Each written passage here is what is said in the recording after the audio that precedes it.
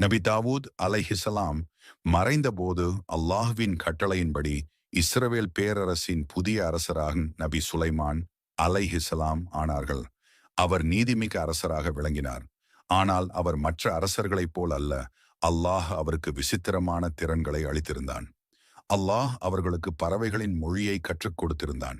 மேலும் ஜின்களை கட்டுப்படுத்தும் ஆற்றலை கொடுத்திருந்தான். மேலும் அவர்களுக்கு காற்றை வசப்படுத்தி கொடுத்திருந்தான். அவர்கள் ஒரு இடத்திற்கு செல்வதாக இருந்தால் காற்றே அவர்களது வாகனமாக இருந்தது.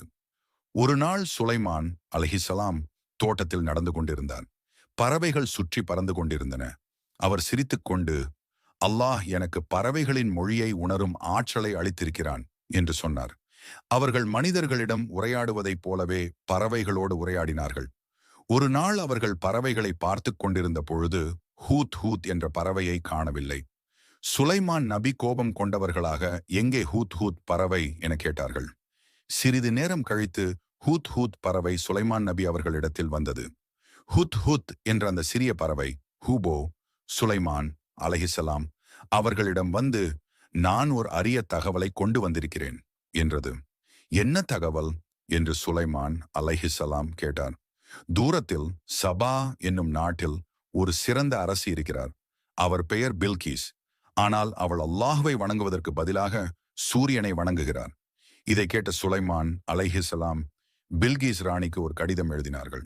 அதில் நியாயமாக நடக்குமாறும் சூரியனை வணங்குவதை விட்டும் அல்லாஹ்வின் பக்கம் திரும்பும் மாறும் எழுதியிருந்தார்கள். நீ அவளிடம் இந்த கடிதத்தை கொண்டு செல். அவள் சரியான வழியை தெரிந்து கொள்ளட்டும் என்று கூறினார்கள். பில்கீஸ் அரசி கடிதத்தை பெற்றதும், இந்த அரசன் மிகவும் ஞானமிக்கவர் என எண்ணினார். அவள் தன் அமைச்சர்களிடம் ஆலோசனை செய்தார். அதற்கு அமைச்சர்கள் சுலைமான் நபி மீது போர் தொடுக்கலாம் என அறிவுரை கூறினர். ஆனால் பில்கீஸ் ராணி இதை ஏற்றுக்கொள்ளவில்லை. அவர் சில பரிசுகளை சுலைமான் நபிக்கு அனுப்பினார். ஆனால் சுலைமான் அலைஹிஸ்ஸலாம் அவற்றை ஏற்க மறுத்துவிட்டார்கள்.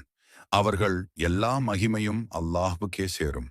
நாங்கள் செல்வத்திற்காக அல்ல, உண்மையான வழியின் பக்கம் அழைக்கிறோம் என்று கூறினார்கள். இதை அறிந்த பில்கீஸ் ராணி சுலைமான் நபியை நேரில் சந்திக்க புறப்பட்டார். இதன் தொடர்ச்சியை அடுத்த தொடரில் பார்க்கலாம்.